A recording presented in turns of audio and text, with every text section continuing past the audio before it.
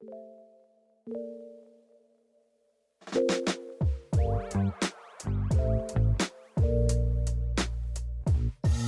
everybody. Welcome to another episode of Find Your Model Health, the official podcast for those looking to optimize their long-term health and weight goals and understand how their body really works. I am your host. I'm Shemaine Linney. I'm a fitness and nutrition expert, certified iridologist, nutritional therapist, and biohacker. I'm very happy to have you guys back with me for another part of your day, and I have a very exciting guest on today, which I hope you will help me welcome. But before I introduce him, I must remind you that the information in these episodes is for informational purposes only and should not be taken as medical advice. Please consult your health practitioner before making any lifestyle changes. So today, please help me welcome Don Moxley. So Don is the Director of Applied Science at Longevity Labs and co-creator of HRV Plus from Mode and Method. Don loves to help people live vibrant, fulfilling lives at all stages of their life. And he likes to draw upon his career as an athlete, a sports scientist, and as an instructor to help lead and educate his followers and his people. Don also has applied science to enhancing not only his own well-being, but his friends and followers too. He was a former captain and Big Ten champion at the Ohio State University. Don also served as the university's first sports scientist. And then he was able to give athletes the ability to track their progress in strength and cardiovascular and resistance training, and helping the wrestling team win a national title and 3 Big Ten championships, all through what his background in science has led him to and his education around HRV, which hopefully he's going to educate us on today. So Don, welcome. Thank you for joining me on the show. I hope you're super duper well today. I am super excited to be here. Thanks for the opportunity. And thank you. So, Don, you have quite the list of experience in this field of HRV and performance. Before we get into all that, tell us a bit about your journey. Obviously, we can see how you got into it with your background in wrestling in Ohio State, but tell us a bit about your story. Well, that's really where it started. I grew up on a farm in eastern Ohio, and when I went to university, I had every intention of going home and feeding beef cattle. But I was a good enough wrestler to have walked on the wrestling team at the time, but I struggled dramatically my first 2 years. And I was one of those wrestlers who cut a lot of weight. I mean, I cut from about 230 down to 177 my freshman year. Cut from about the same way down to 190 my second year, and had a lot of injury problems and had to come up with a mechanism for solving the injuries. And this is when I had the opportunity to have some phenomenal mentors at the time, through connections there with the university, and just fell in love with human physiology. So I wound up changing my direction. While I have an undergraduate degree in animal science, I did my graduate work in human exercise phys, and have worked in the business ever since. Anywhere from managing health clubs back in the late 80s, to working in sports medicine practices, to working with teams and elite performers throughout the years. And I've always kept a foot, though, in the industry. I love technology. I love what technology can do for you. That, you have to be careful about trusting your own eye, because there are biases that go with that. Technology gives you, when used correctly, can give you a very clean look at athlete readiness, individual readiness, individual health. I mean, you can go into your doctor's office and they can say, wow, you look great. But if you run a blood panel, or if you do an EKG, that technology gives us the ability to look inside and say, okay, is there something that we need to pay attention to? And I think that's the same way with wearable technology with me, that when I'm working with, whether, again, athletes or regular humans, the ability to apply wearable tech and understand the results is very beneficial, and it gives you insights that frankly you can't see with your eyes. Yeah, yeah. So when you're talking about the data points and the tracking, you're not only talking about these blood panels, you're also talking about the wearables, the Apple Watch, the Fitbit. I have a Whoop, so I use that, the Aura Ring. There's lots of them out there. There's lots of them. Not all of them are great. So you have to be careful that a lot of times wearable tech, it's like getting on a scale and it says you weigh between 20 and 1,000 pounds. While it gives you a number, that number may not be very, listen, if you're trying to lose from 2,000 down, well, then that can be great. But, that person doesn't live. But when you use the technology correctly and you have good tech, it can provide amazing insights. So yeah, that's from day to day, I'm usually wearing 4 or 5 different pieces of wearable, checking it out. I've been measuring heart rate and heart rate variability for over 30 years now. So I've got a pretty good handle on where things should be. So if the tech isn't supporting the observation, then I bring in another level of tech that I know is good. And this is our challenge right now, that we have all these companies dumping tech onto the market. And again, they say it measures and it gives you a number, but the challenge, we still have to be careful and be a little pragmatic in selecting our devices. We live in an age where I think it's more so quantity over quality when it comes to certain things, and you might think you're getting a great deal on a tracker, but the numbers may be completely off. And I say that with even using a weighing scales, none of these pieces of technology are completely accurate. There's always an error margin. But when I'm speaking to my clients, I'm like, well, if that's the one consistent tool you're using all of the time in the same way, and we do see the trend in the curvature, then although the numbers may not be accurate, but they're accurate to you in that context. Would you agree with that? Yeah, to a degree. Again, you're exactly right that if we have a device that's providing feedback and we can trend that data, then that winds up being great. There are devices and there is technology that frankly doesn't it just is, again, it's between 10 and 2,000. And you that data you just can't. This is why it's nice to work with someone starting out, making sure that device is good, making sure their software is good. Again, I've had 1,000 of these things. I have a handful that I'll recommend. Okay. So maybe we'll get your opinion on a few towards the end. Now, for the layman's, what is HRV? Tell us, what is that? So HRV stands for heart rate variability. Heart rate variability. So you have a heart rate. If your heart beats 60 beats a minute, you expect to beat every second.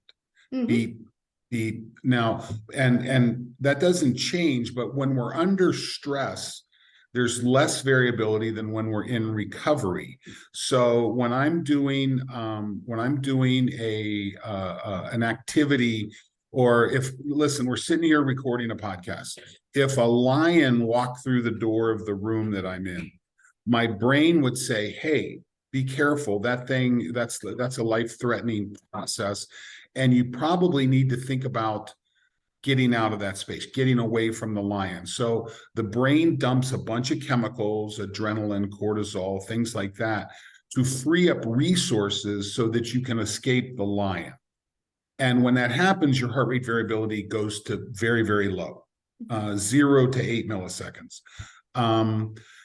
Now, when we're in recovery, when we've escaped the lion, when we are laying up, we've got food in our bellies, we're trying to recover, that variability gets very high. We go from, when the lion comes through the door, we go into what's called sympathetic or fight or flight mode. And when we escape the lion and we climb into the tree to relax and recover, we go into what's called parasympathetic mode, which is rest and digest. So HRV goes up in parasympathetic control, it goes down in sympathetic. And these are important cycles. You don't ever want to be just purely parasympathetic. But unfortunately, with our society, we have so many what I call paper lions. And I'll attribute that quote to a good friend of mine, Dr. Ron Garbo. We have these paper lions in our lives, whether it's relationships or revenue centers or jobs or, all these things that our brain and, when I was working with athletes, I had to be careful with video games. My guys love playing those video games, but your brain doesn't know the difference whether someone's standing in front of you with a real gun or you're getting shot at through a video game. Brain doesn't know the difference. So I feel like I need you to say that again, because my teenager is like, no, that doesn't happen. And even my 10-year-old, I'm trying to explain to him, this is overstimulating your brain. No, you don't know what you're talking about. Well, listen, we work our way through it, and what is it? You get smarter as you get older to your kids, so you've got that to look forward to. I know, yeah, hopefully. So I'm sorry for interrupting you, but that's why I was laughing when you said the video games, because yeah, but that's what HRV is. It's heart rate variability. It's a measurement in the difference in time between heartbeats. And we can extract a lot of information from those measurements. Your Whoop gives you a report, your Oura Ring gives you a report. There's other technology, there's other underlying data that frankly neither of those devices provide. That I find to be more diagnostic than just that HRV. The HRV is kind of like the check engine light in your car. Or I equate it to the speedometer. You don't really look at the speedometer in your car until you see law enforcement along the side of the road, or if there's a flashing blue lights in your rearview mirror, we start to pay close attention to it. It's too late then. Well, it's probably too late then. So with HRV, it gives you a tool that alerts you, hey, something, you're not in a good place. Something's going on here. Or you may need to modify some lifestyle or do some things differently. And again, what we know is when HRV goes to 0, you're dead. Okay, that's all there is to it. At 0, you're dead. Or if your heart's still beating, you're really close to death. And the greater variability, my elite athletes have greater variability than my athletes that don't achieve as much. So those are kind of the two ends of the spectrum. There's a lot that goes on in between, but it's that check engine light. It's the ability to go in and run additional diagnostics with some of the HRV tools that are out there. And, I don't want to, this could be a 6-hour podcast if we went down all the rabbit holes. But in general, that's what you start to see. So do you have a range of the HRV numbers that you like to see, not just in your athletes, but in general population? And then I will tell you what my ranges generally are based on the Whoop.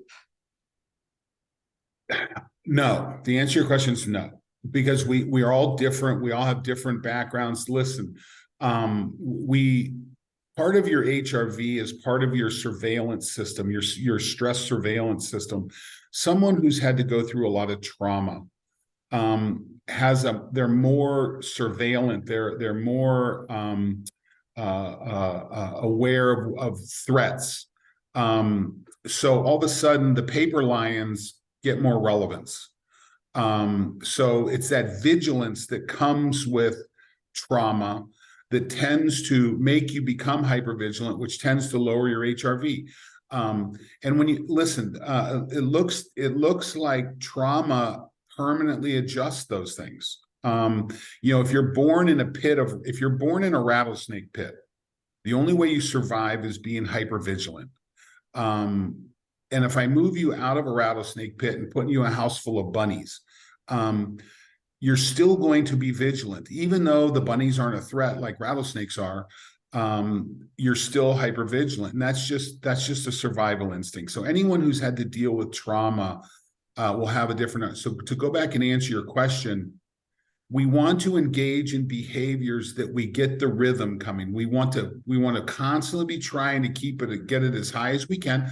But there's some times when you need to apply stress Mhm. Your body needs to react to it. And then when we create a recovery environment, then we'll get our HRV back up.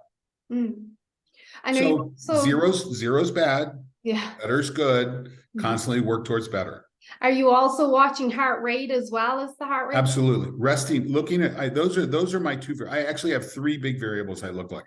I look at HRV, I look at resting heart rate. Nighttime resting heart rate gives you a great indication of what's going on from a fitness and a health standpoint. The other thing I look at is what I call watts per heartbeat. So when I exercise, I'm generally exercising on a device that gives me a feedback in wattage, a work feedback number. Your Peloton will do this, your Concept 2s, there's a lot of things. So I constantly want to be in a situation where as my workload goes up, at first my heart rate will go with it, but as I recover, my heart rate will drop. So I want to be able to get my watts per heartbeat. I want that ratio as high as I can get it. The Tour de France is going on in France right now. Mm-hmm. And when you look at those guys that are riding it, they can generate wattage at such a high level compared to a heart rate. It's untouchable by most of us. And that's why they're competing in the Tour de France. That's why they're the best. Yeah. Yeah, they're the best. And but it is, correct me if I'm wrong, a part of that is adaptation as well. They've been doing it for so long now, their heart rate has adapted to this high output. Yeah, and there's a big genetic component, there's huge training components, but it doesn't change the fact that you and I can constantly be increasing our watts per heartbeat. We can constantly be lowering our nighttime resting heart rate, and we can constantly be improving our nighttime resting HRV. That's just a human relationship. Now, do we get to Tour de France level or elite wrestler level? Probably not. But we can always improve those numbers. And as those numbers improve, our health improves. Yeah, I just kind of wanted to step back a little bit to what you said about that trauma, that it could have happened years ago, like a switch. All really, the way I like to describe it is this switch happened and it hasn't been turned off. So would you agree with me that even if this switch got turned on 5 years ago, 10 years ago, 40 years ago, and you feel now, oh, I'm not stressed, I'm okay. Just because you feel stressed doesn't mean the central nervous system isn't stressed. You may not feel stressed, you may not be stressed. Mm-hmm. But my point is part of the result of the trauma and the development of hypervigilance is a natural lowering that you have. Part of your brain is called the amygdala. So there's a part of your brain that is your fear, is your threat detecting part of your brain. Mm-hmm. And what we know in animal studies, mice and dogs, is that if you fear condition a mouse or a dog, there's a drop of a chemical in the amygdala that's called anandamide. And anandamide is what's called an endocannabinoid. When you exercise, your body produces anandamide. In fact, I taught exercise physiology and exercise science at university for 30 years before I ever heard the word anandamide. I had to go into the cannabis business and kind of do a deep dive into the pot pool to understand what's called an endocannabinoid. Well, this should be chapter 2 of Exercise 101, that anandamide is the major benefit of exercise. Well, what we know in trauma conditioned individuals, there's a drop of anandamide in the amygdala. Well, not in individuals. We know in animal studies, because you can't, autopsy in humans tends to end the follow-up of study. Yeah. But what we know, and if you think about populations, back in the, I remember the Vietnam era. I was very young, but I remember the Vietnam era. And when you take young kids and out of the United States and you drop them into Vietnam, into an absolute snake pit, the way you survive is through vigilance. I mean, that's the way they got out.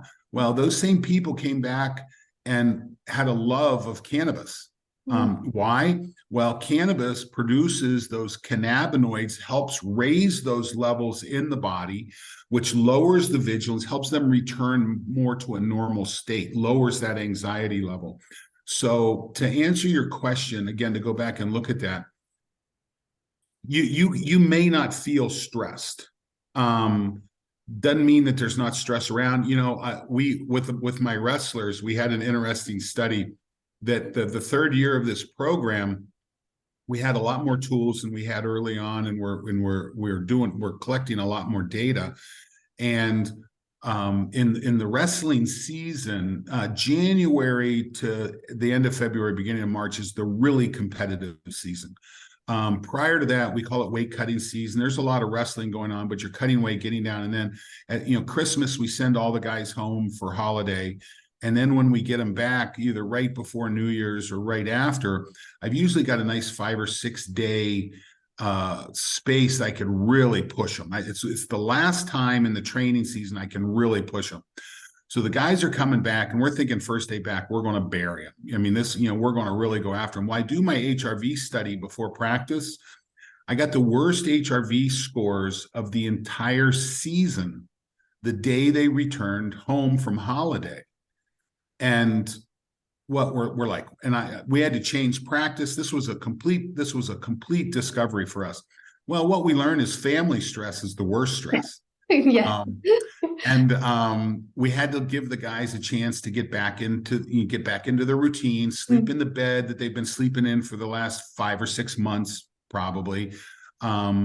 And once they got a good night's sleep in their own bed on campus, the next day HRVs were back and we could really go after them. But had we really pushed them that first day when they're already stressed, well, yeah, and they came back ready to go. These guys, yeah. I mean, they're warriors. They were ready to go. But I was like, no, we can't do this. So we changed the practice a little bit. We did more work with drilling and light conditioning. Again, gave them a good night to recover, and it made all the difference in the world.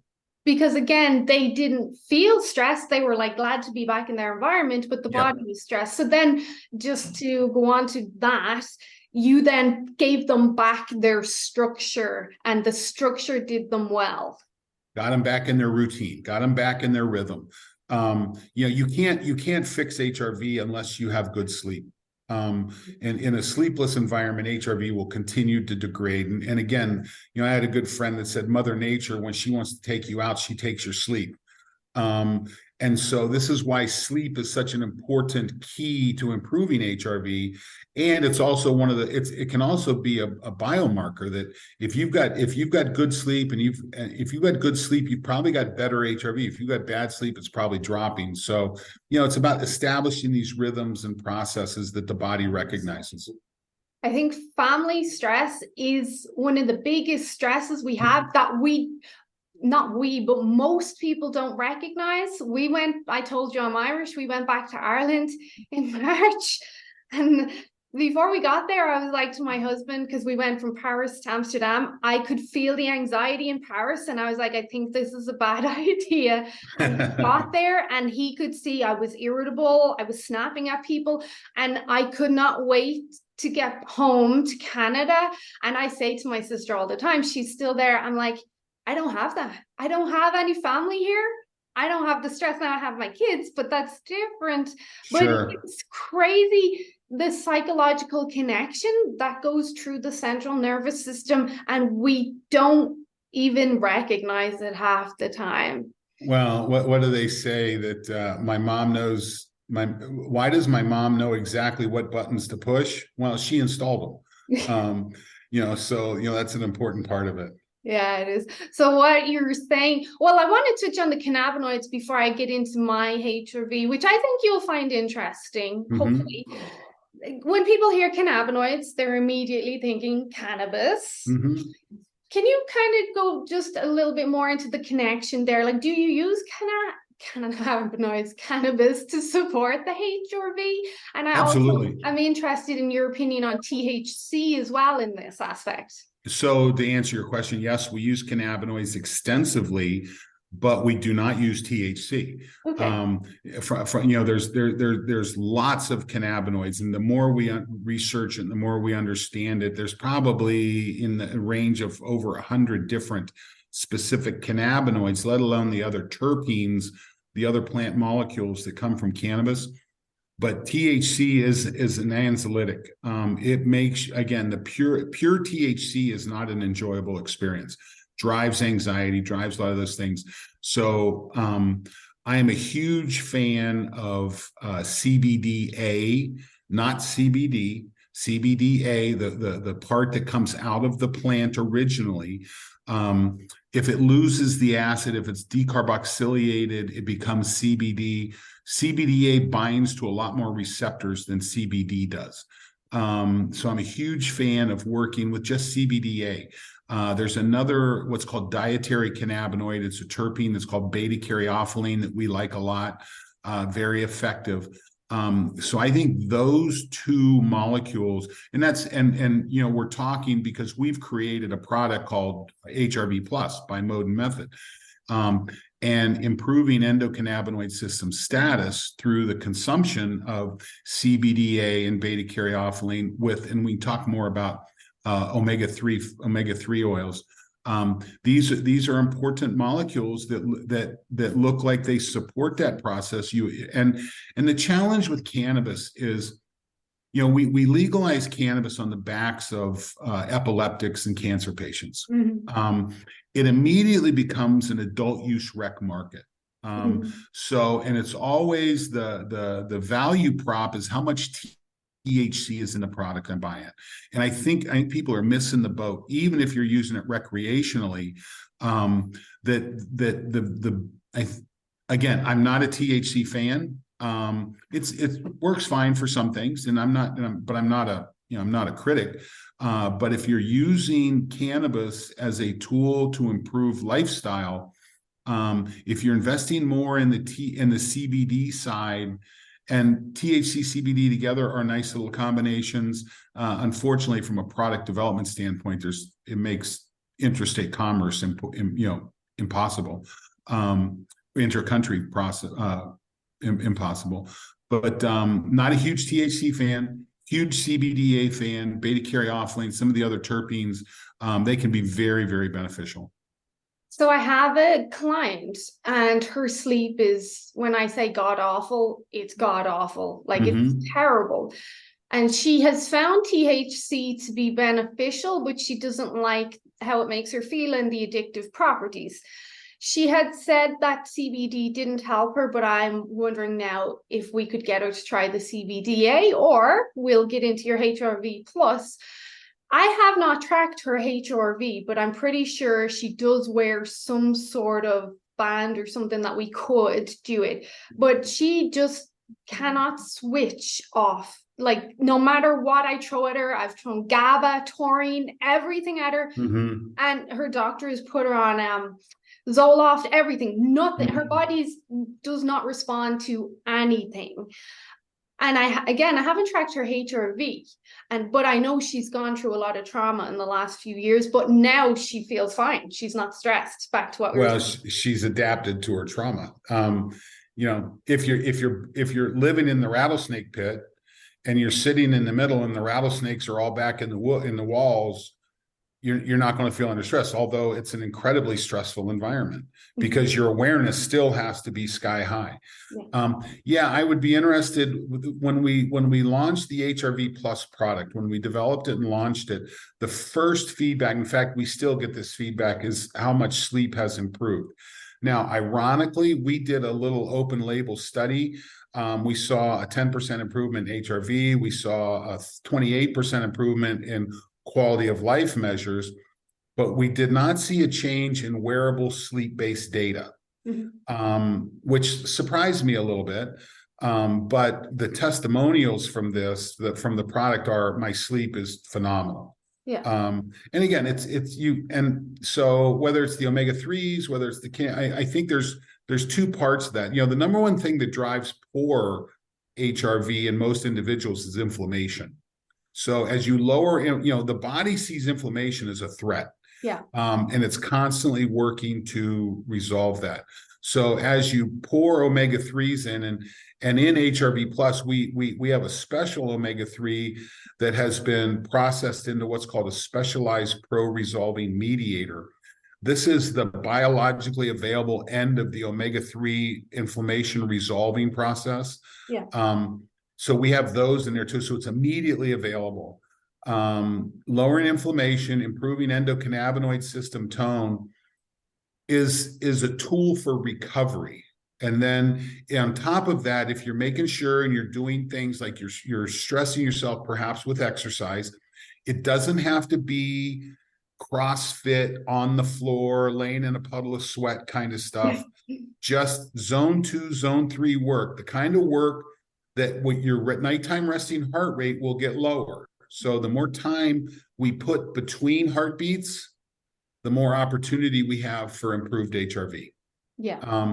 So as you put those things together, you can start to see those needles move on you. Yeah, this is fantastic. Thank you. So, my HRV, to kind of give you some sort of reference, a lot of the time, and I've been wearing a Whoop for almost 3 years now. So back to, I can connect it to my relevance, and I also watch my biomarkers and different stuff. I will get as high as 141 Oh, that's HRV, great. and my heart rate on that same night, my resting heart rate will be 39. Are you a runner? Alive?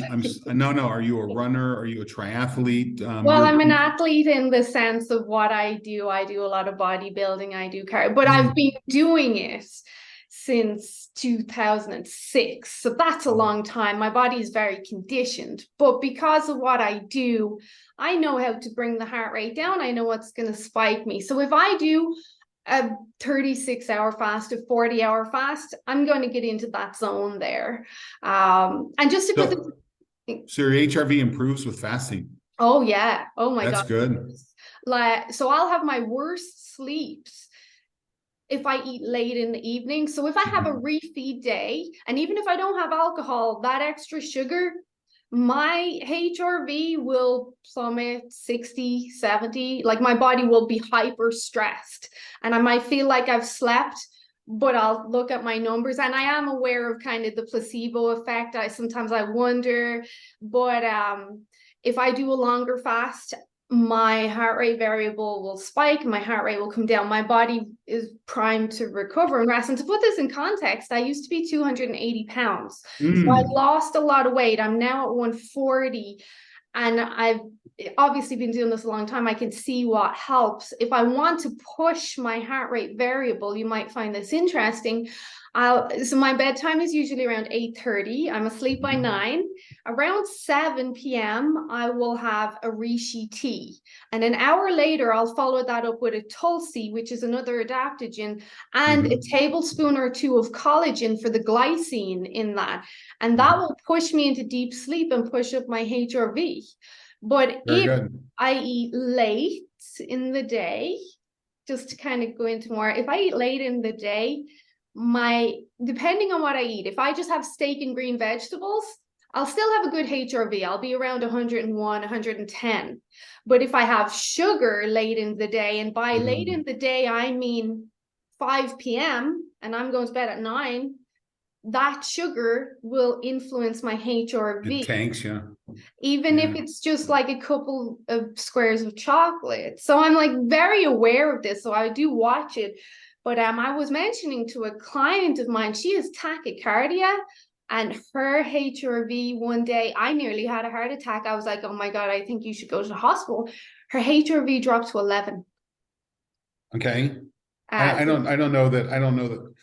Listen, you have an incredibly, and I would be, what was your HRV when you went back home? Oh, I'd have to go. It'll be in my Whoop. I'll have to actually check that out. But again, because I was dealing with my family, I was drinking more alcohol as well. You got alcohol, and you got several plane flights, and you're out of your bed, and you've got the issues with adjusting to time zones. That's. Listen, go ahead and throw in a good fight while you're there, and you've done everything you can to lower your HRV, right? Yeah, I know. So. Yeah, it's very individual. And personally, have you read Peter Attia's book, Outlive yet? I've read half of it. I haven't finished it. I love his concept of medicine 3.0.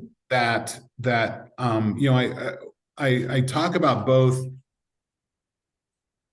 There's a psychologist at University of Penn. His name's Martin Seligman, and Martin is considered the father of positive psychology. And when he was the president of the American Psychological Association, he asked the organization. He said, "Listen, everything that we do is about getting people from -10 to 0. Mm-hmm. Why aren't we doing something to get people from 0 to 10?" Mm-hmm. And I think when you combine that concept with Peter's Medicine 3.0, our healthcare system starts at 0 usually. I mean, we're usually symptomatic, and even if we're in the 1 or 2 range, we've probably got some preliminary problems developing that just haven't turned into symptoms yet. Mm-hmm. And what we know with HRV is, listen, I had 2 different occasions when I was working with the wrestling team when I said to the coach, "You need to bring 2 guys at this weight class because this guy's HRV tanked last night. He'll probably be," we wrestled the next day. I thought he'd probably be able to get through the next day, but I knew he'd have flu symptoms by the time we got to the second match that weekend. And and we've seen this. HRV is a tool that was predicting COVID symptoms. We're seeing HRV react before you were actually symptomatic with COVID. So this is that's that check engine light. What's that thing that comes on that says, "Okay, let's pay attention to what's going on"? Well, I think we're starting to look at Medicine 3.0. What are the exercise habits? What are my food habits? What are my sleeping habits? What are my light gathering habits? Because I think light is an important part of this too. What are my habits that lead to an improved HRV?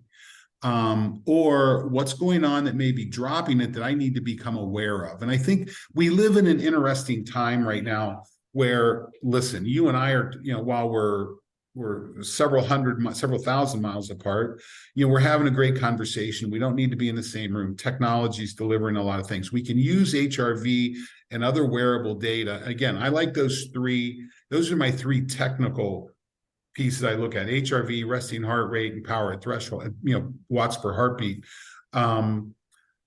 This is a tool that people can start to engage with to take more control over, to stay at 10, mm-hmm. rather than engaging with a healthcare system that frankly isn't great until you're a -5. When we're looking at organ, problems like that. But trying to stay from that, that 0 to 10, HRV gives you a great tool and wearable technology gives you a great tool to work on that. When you say that athlete, his numbers tanked, what number were you looking at, if you can remember? Well, what we saw was, like, for instance, my Olympic gold medalist. So I had an Olympic gold medalist. I had another medalist. I had a world champion. I had several people on my team that were really, really good, mm-hmm. Best in the world. They were routinely pulling down HRVs of greater than 100 milliseconds. It's what's called RMSSD. That's the number you get off most wearable devices. That's a nighttime resting measure. That was the nighttime resting measure that was about 125 milliseconds. What we found with my wrestlers, that if I sent a guy to nationals that didn't have a resting HRV of at least 75 milliseconds, RMSSD of 75 milliseconds, they couldn't make All-American. If I sent them with 75 or above, they'd make All-American. If I sent them with 70 or below, they wouldn't make it.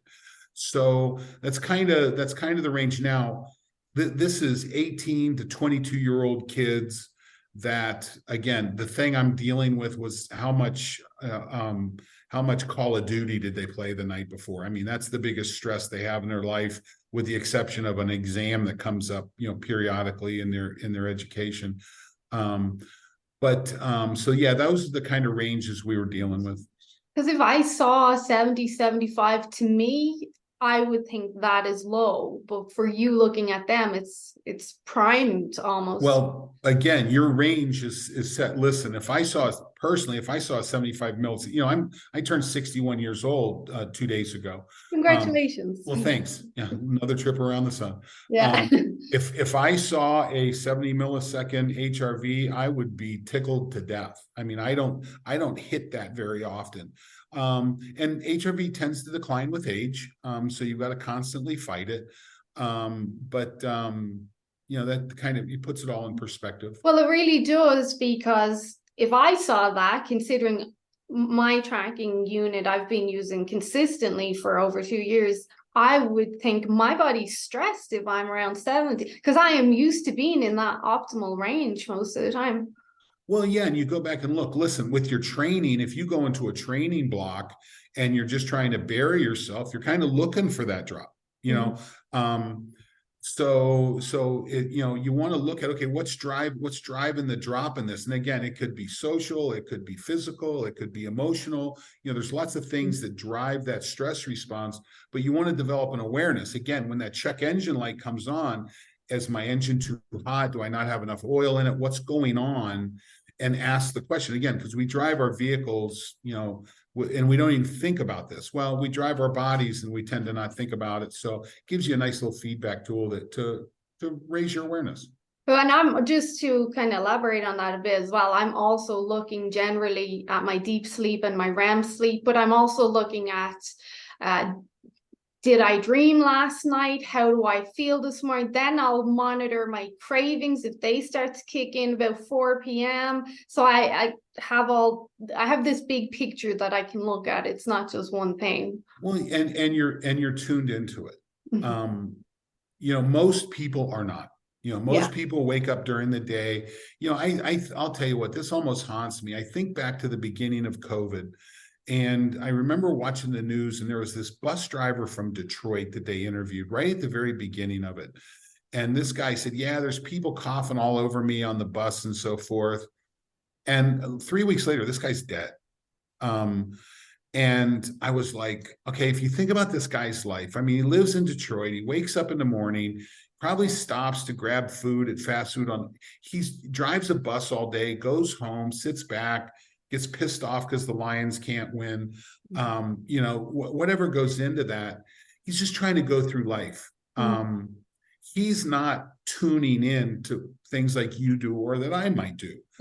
Just because of different places we are in our life.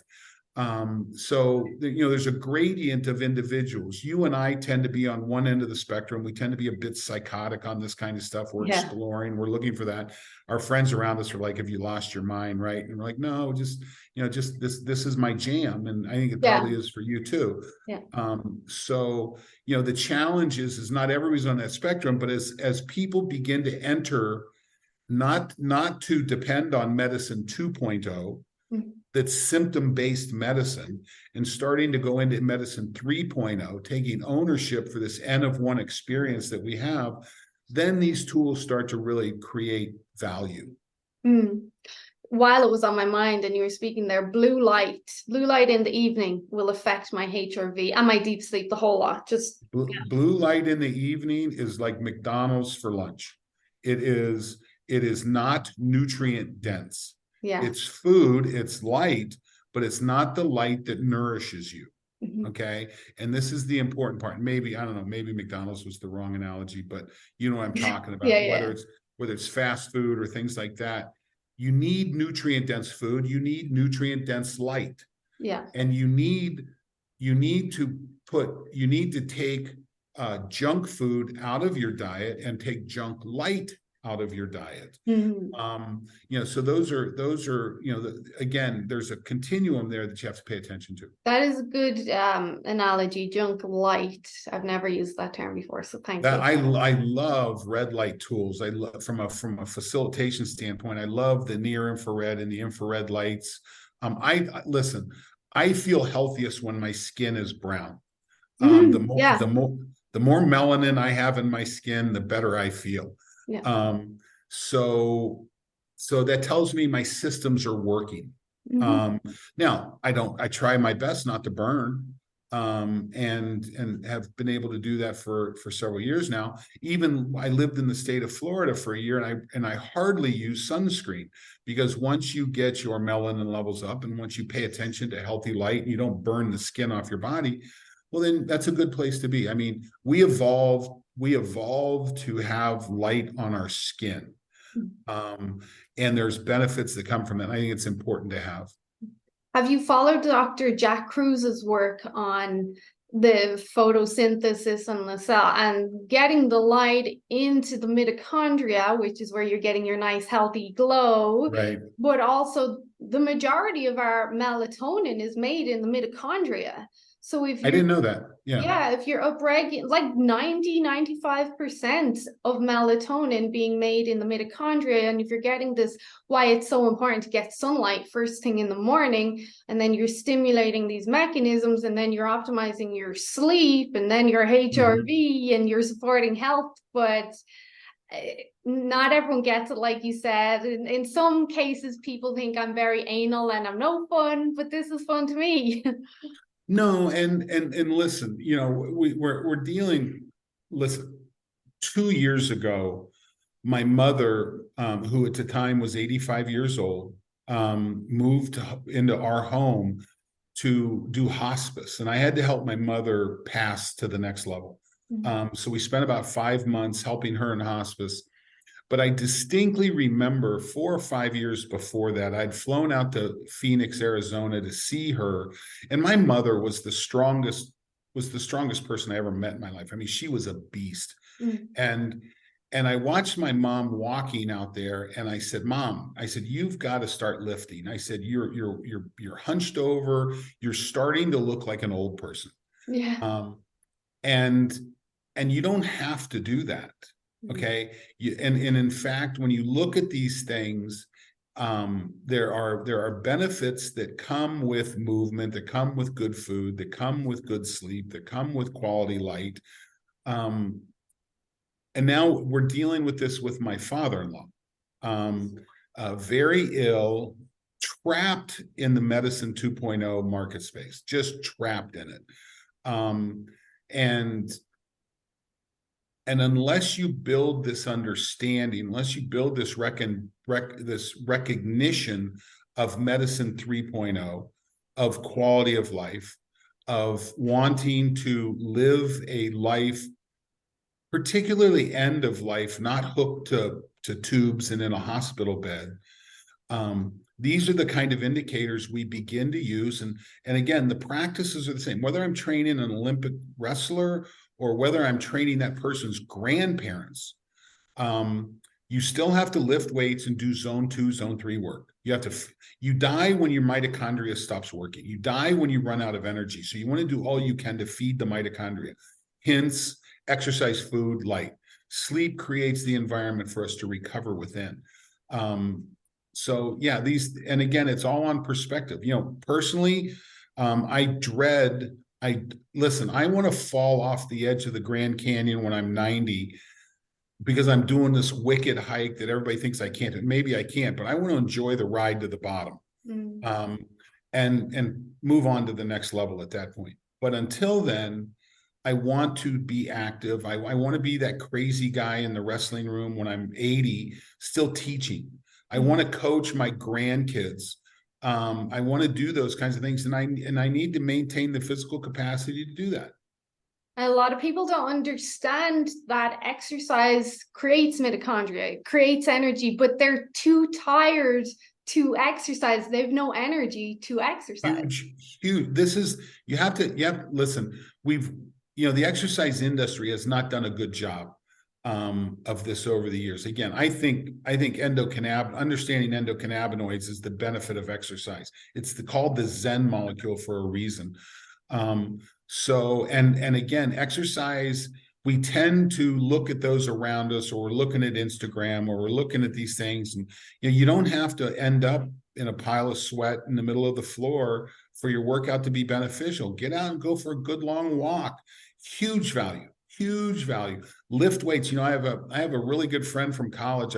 This guy's trapped in the medicine 2.0 system. He has lost a leg. He's my age. He's already lost a leg to diabetes. He's on dialysis. And I said, Johnny, when's the last time you worked out? Oh, I've not been working. I said, there's not a medicine made that's more valuable than putting your ass on a bike for 40 minutes. You cannot make a medicine that does that's better. Go into the gym. I've got a membership at whatever. And I'm like, great. He says, well, how many sets? I go, do one set. Yeah. Go in, get on 6 machines, do one set and get out, call it a win and come back the next day. It will direct you. And again, those I call it rocks in my jar. You've got to have the 4 rocks in the jar are you've got it. We're movement animals. You hack movement with exercise. We need nutrient dense food. You hack nutrient dense food with supplements. If you can't, your first choice is always nutrient dense food. You can't hack sleep, but you can hack the sleep environment. And then light is so important, and you can hack light. Some of these red light technologies that are developing now, and being able to blue light filter, but just recognizing the value of this. Now, these all go in the jar of what I call purpose. You've got to have something that motivates you. You've got to have that thing on the horizon that you're looking forward to. The event that you're training for, the grandkids' wedding, the vacation that you come up. When I had my fitness facility, we called them trainable life events. No one takes a picture of their scale and puts it on Instagram. But they do put a picture of the number that they wore in the 5K run. Keep putting those things on the wall. Keep showing me pictures of what you did physically going out. On my Instagram, my wife and I got a chance to go down to Crater Lake National Park. We're having a lot of fun. I don't know if you knew this or not, but my wife and I live in an RV and we travel all over the country. No, I didn't. Full time. And so we're seeing these beautiful places, and I'm getting out and walking on beaches and doing great things. I don't want that to stop. I love that. So, when you look at Instagram, you're going to see me at Crater Lake. You're going to see me clearing 50 inches of snow off the top of our rig when we're in Yosemite.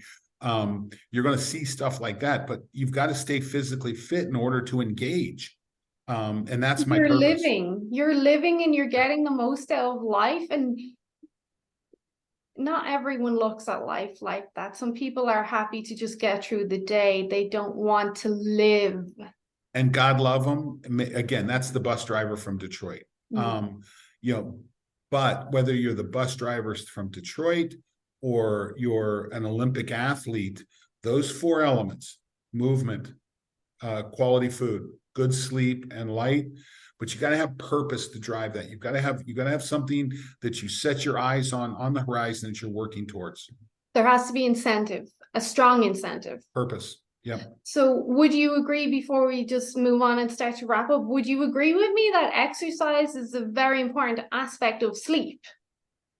Sure. I mean, in the absence of exercise, you're not going to have the development of anandamide. You're not going to have the development of that endocannabinoid, and it's not going to be as effective. Your sleep's not going to be as good. Sleep is going to be inversely proportional to work. The more you work, the more anandamide you create, the better your sleep, the better your endocannabinoid system's functioning. And frankly, I think HRV is a good proxy measure for endocannabinoid system status. As you improve endocannabinoid system. And this is listen, again, I taught university for 30 years. I never heard that word until I moved into the cannabis world. And then I'm looking at this, and I'm looking at the research that is just phenomenal. There's phenomenal research in this place. And I'm like, holy mackerel, this is why you should be exercising, not to lose weight. That's a failed goal. But I mean, listen, you were successful. Most people aren't. And you're the outlier on this. You're the first. But I did everything else as well. It wasn't it was like, it's a lifestyle, as cliche as it is. And it's driven by purpose. There was something you wanted, there's a place you wanted to be physically, emotionally, spiritually. And when you're doing those things, everything cleans up. So in your opinion, everybody should be concerned about HRV. I think HRV is a very interesting 30,000 foot indicator that's now available to us all through wearable technology. Everyone wears a watch on their wrist. Not all of the devices that you wear on your wrist are great. The Apple Watch is interesting. Their software is not quite there yet. But whether you're wearing an Oura ring, listen, Oura did a deal with Gucci. Okay. Wearable technology until that point was kind of a geek fest. Okay. Yeah. I would sit on airplanes and I'd look at people's wristwatches. And I knew if they had a Polar or a Garmin, they were in my tribe. Now everyone's gone. Now there's a company that's coming out of the Netherlands that I'm really impressed with. It's called Now Watch. They've taken a full on fashion look at their wearable device. it's now becoming fashionable. Again, you can get a Gucci Aura ring, or you can get a Now watch. You can get something that's very attractive, very fashion forward. And I think we've kind of crossed the whatever the word I'm looking for is, we've crossed the chasm to a certain degree on, okay, this is a technology that we all have access to. We can, you can pick it up for less than the cost of a pair of shoes. It's certainly less than that cell phone. And if it's talking to that cell phone, it makes it more valuable. How is this Now watch comparing to the likes of the Aura or the Whoop? I'm very excited about what they're doing. I love their hardware. I'm waiting to see the next evolution of their software. If their software goes where I believe it's going, and I've had, then all of a sudden you get the downstream diagnostics too. So I'm really excited about this particular piece of technology. So just one last question, then I want to know about your HRV Plus, if you don't mind. Sure. If you did have someone and you were seeing their trend, like I mentioned with that client, 11, 20, 27, and that's just their consistent trend, would you be concerned at that stage? Would you be directing them to their doctor? I would direct to the doctor. Most doctors don't really understand HRV. It's not something, now you'll see it in emergency rooms, you'll see it in cardiologists, they get it. I would direct a doctor when it's symptomatic. In medicine 2.0, it's about symptomology, right? And organ-based. But if there's something going on that I don't think can be fixed with lifestyle, then I bring in a functional medicine doctor, someone who's not necessarily tied to insurance, that's able to look in a little bigger vision of what they're doing. So low HRV, no. I mean, listen, I had a situation, my HRV dropped to 11 milliseconds a couple nights ago. Well, when you look at my 48 hours before that, there's you see exactly what happened. So, and again, my best measures are the high 30s to low 50s. That's where I'm best. Constantly trying to get it up, but so in the absence of symptomology, no. But if I have someone like that, I'm going to get advice and I'm going to get support on building a lifestyle to help move that up. So these numbers are indicative of some sort of stress response, whether it's a pain response, inflammatory response, and then you're moving them towards the lifestyle, but also at that stage, we're going towards the cannabinoids and the HRV plus. Yeah, well, so what we know is, and I do a talk where the first slide is an orca, a killer whale. One is in captivity and one is in the wild. Orcas in the wild, their dorsal fins are straight. Orcas in captivity, they tend to bend over. So there's not enough environmental force in the aquarium that the orca lives in for it to express its DNA of a straight dorsal fin.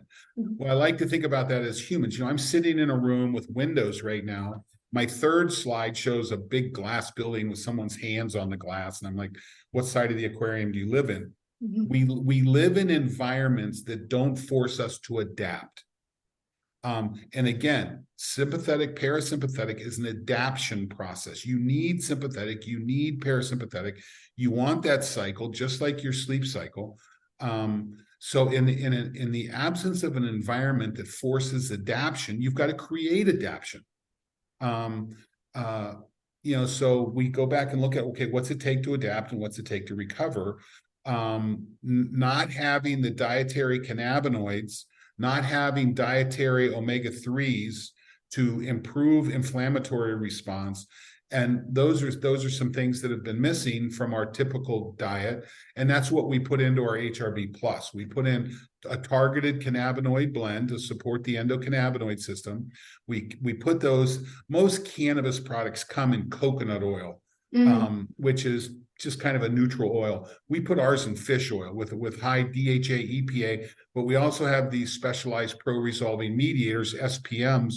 We found a lab in Spain that can produce these enzymatically from the DHA, EPA, and that's what's in the product. So lower inflammation, improve endocannabinoid system tone, get better sleep, drive the process. So this HRV is a supplement. It's an oral supplement. Yep, it comes in if you go to modemethod.com, www.modemethod.com, you'll see it there. The little gel caps of the mixture. And we're shipping to Canada? I don't know the answer to that question. I bet you we could. I mean, cannabis and all is legal here as well. And yeah, the question is, can you get across the border? That's the I challenge. think so. I think there is another cannabis company in Colorado that does ship across. And I mean, you can get DHEA over. You can't buy it here in Canada, but you can ship it over. So you can't buy DHA EPA in Canada? no. Wow. You need prescription. But I can eat a fish. You have a lot more salmon available. Well, so I'm sure we could. So we'll have to look into that and see for sure. And yeah, absolutely. I just want to go back to the sleep thing. For that specific client, this may be that kind of golden ticket to help with the sleep.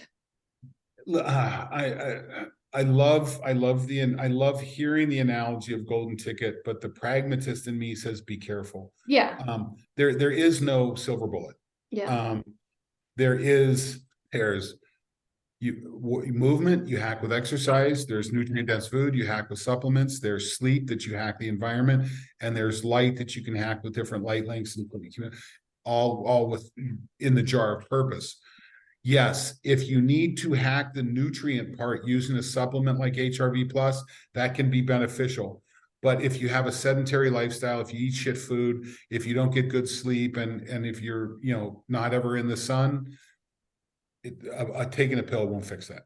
Exactly what I said to a client this morning. She wanted a recommendation on molecular hydrogen. I was like, look, I can give you the recommendation, but if you take all these supplements, but you're not sleeping and your diet's shit, they're not going to help. It's not going to move the needle very much. It's just not, like, almost not at all. It all has to be, like we said, that lifestyle. And I'm not saying don't eat shit food. I'm just saying make sure that you get quality food in so you have the nutrients. And if you want to throw some junk food in on top of that, God love you. Yeah. But when you make that the heart of your diet, that's when you have a challenge.